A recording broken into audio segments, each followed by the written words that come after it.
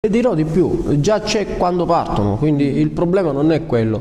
Il problema è che queste persone che arrivano vengono tutte quante numerate, schedate, identificate e portate nei centri dove poi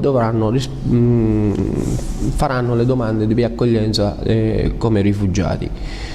Quindi abbiamo già una contezza. È chiaro che nel mezzo di una massa di persone si possono nascondere 2, 3, 4 soggetti, però fino ad oggi sono sempre stati identificati. Sono sempre stati identificati non come terroristi, ma sono identificati come persone che magari non hanno a che vedere con l'apparato diciamo del profugo, perché si vede se una persona sta bene oppure è un povero disgraziato che viene da paesi eccetera eccetera. Il fenomeno del terrorismo è un fenomeno di propaganda e questo è successo in quasi tutte le guerre, la storia ce lo insegna, cioè la propaganda è quella che magari terrorizza di più quel determinato paese prima di iniziare un conflitto che so che. Certo, il cittadino può anche restare impressionato da quelle, ma siamo tutti impressionati dal modo afferrato con cui.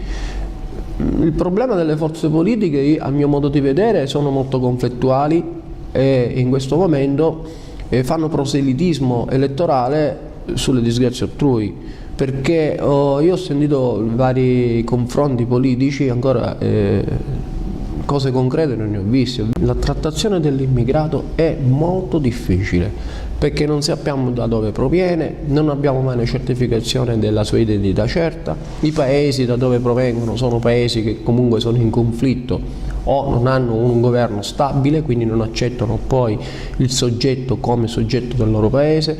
Insomma, è una situazione che va gestita a livello europeo.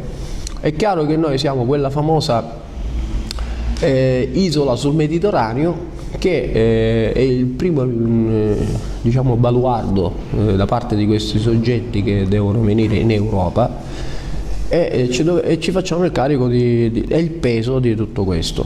Non credo che ci siano pericoli imminenti su quelle che possono essere le attività di immigrazione, che vi ricordo che non è una immigrazione clandestina, ma è un'immigrazione controllata. È clandestina quando all'epoca molti barconi arrivavano nelle nostre coste e scoprivamo che arrivavano solo se c'era qualcuno affacciato alla finestra.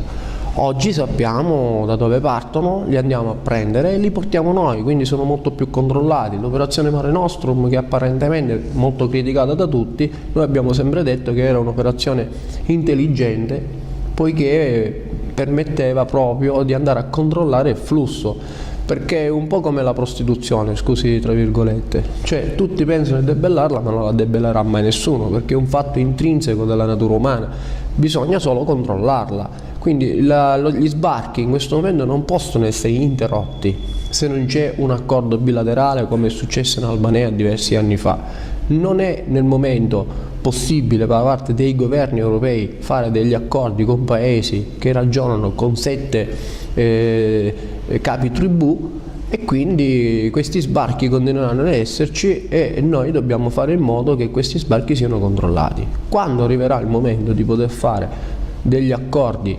bilaterali o tra Europa e gli stati che mandano via questa gente o che permettono l'attraversata di questi profughi, allora la storia cambierà. In questo momento dobbiamo affrontare questa esigenza. Per quanto riguarda invece l'accoglienza dei profughi che arrivano in Italia, è chiaro che l'impatto ormai è sulla Sicilia orientale e sulla Sicilia sud, quindi tutte le province che devono affrontare questo tipo di esodi dovrebbero essere molto più attrezzate rispetto a come lo sono adesso. Spesso questo tipo di carico viene sottoposto ai comuni che non sono molto virtuosi, non hanno molti soldi, quindi c'è sempre la stessa situazione tra le prefetture, i comuni, un po' di confusione a livello più che altro burocratica, e quindi le forze dell'ordine, come tutte le altre cose, devono far fronte a quella che è l'emergenza ordinaria.